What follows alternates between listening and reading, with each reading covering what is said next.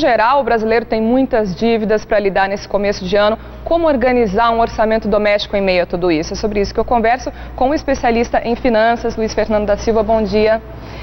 Para quem nunca fez um planejamento ou sempre enrosca, né, não consegue levar adiante, qual seria o caminho das pedras para começar um planejamento? Primeiro, a pessoa precisa estar preparada e se condicionar que, de fato, ela precisa de um planejamento. E planejar uma reeducação financeira, no caso mais específico. Se condicionar a entender quais são os seus reais gastos, onde gasta mais, onde está gastando desnecessariamente e o que precisa ser feito, né? Quais caminhos precisam ser percorridos e as mudanças que esse planejamento vai trazer para a vida daquela pessoa, para a vida daquela família. Então, é um processo mais de adaptação, de aceitação dessa nova realidade. Esse é o primeiro passo. E começar basicamente com aquele controle, a anotação ali de tudo que entra e tudo que sai.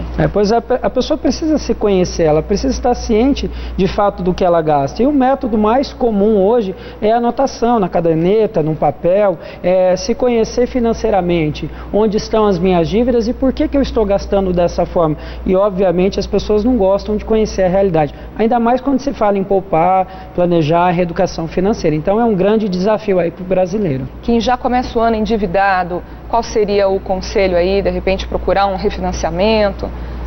Eu preciso me condicionar a entender o que eu tenho de dívida no começo do ano e o que veio de 2013. Importante saber quais são aí o restante das dívidas que não foram liquidadas, os gastos que em janeiro, né, infelizmente, eles são muito maiores, ter isso calculado, ter isso no papel e aí sim buscar um novo financiamento, um crédito pessoal para eu poder liquidar e começar o ano de uma melhor forma. Eu só não posso trabalhar com esse novo financiamento como mais uma dívida que depois se torna uma bola de neve. Então eu preciso estar preparado para entender o que eu tenho para gastar e a melhor alternativa talvez um crédito pessoal para poder liquidar essas dívidas. Com os prognósticos aí para a economia de 2014, o que a gente pode falar sobre investimentos, né? Quem tem essa possibilidade de investir, qual seria o melhor investimento? 2014 é um ano um pouco atípico, as pessoas ainda se perguntam o que vai acontecer em decorrência até mesmo da Copa, mas a melhor forma é eu estar preparado para poupar, porque eu não sei o que vai acontecer depois de 2014. Né? E a poupança, ela continua sendo uma alternativa, principalmente para quem não tem o costume de poupar. É fácil, o rendimento não é tão alto, mas ela é segura e é uma forma de qualquer um hoje poder começar a desenvolver o ato aí de começar a organizar a vida poupando, criando a sua poupança doméstica. Agora tem gente que parece ter um bloqueio mesmo para a organização financeira. Às vezes até tem dinheiro, não consegue se organizar e perde oportunidades aí de investir, multiplicar o patrimônio. Para essas pessoas com esse perfil, o consultor financeiro acaba tendo que ter um pouco de psicólogo também, né? Como é que vocês lidam com essas pessoas? Na verdade, nós precisamos passar para as pessoas que o ato de poupar é um ato comum. O brasileiro foi mais educado a consumir do que poupar, essa é a realidade nossa, infelizmente.